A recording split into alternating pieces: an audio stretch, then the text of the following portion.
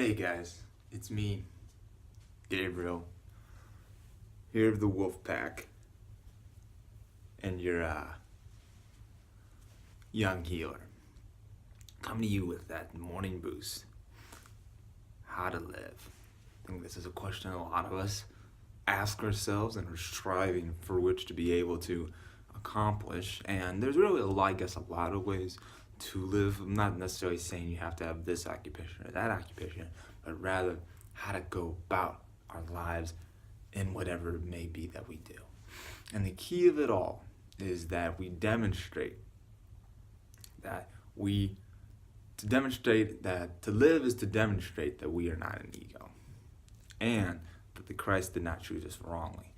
But the caveat to all of that is that he cannot choose wrongly. So what that entails then is to be able to not live as an ego, to demonstrate that you aren't an ego, is to recognize that there is no joy to be found in attack, that won't get you what you want, and then also to be able to live, the whole born again thing, but what that entails is that you live without the past reactions. You're responding to your brother in the moment, in the now, and you're not so caught up in, oh, well, he did X, Y, and Z to me, I can't forgive him.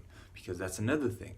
The way to live, with this mentality, because it all stems back to being able to see with the vision of Christ, the Christ vision. And what that entails is holding no past against anybody, seeing them just in the now, in the present moment. So you don't have any reference point for which to hate them, if you think about it. Because much of our hate is entailed based off of the fact that, oh, I remember he did X, Y, and Z to me, I can't forgive him. And then also, what helps, definitely what helps with all this is not looking at the body as an ends, but more as a means, and more than just a means of communication. And to communicate, one cannot use the body as a means of attack. It confuses the purposes. That's why, if you think about it, arguments and debates and things like this, when people are just lashing at each other, is there any real communication happening? Is anybody actually listening? I would hardly say so. I never experienced it. I'm sure you guys have gone through that trouble as well. So, because what happens when we make the body an end, and you can know when you've done this, when whatever, like, I can't forgive this person for this because they messed up something. Well, you've made the body the end, whatever it may be. It may be a job, it may be an actual body, it may be whatever.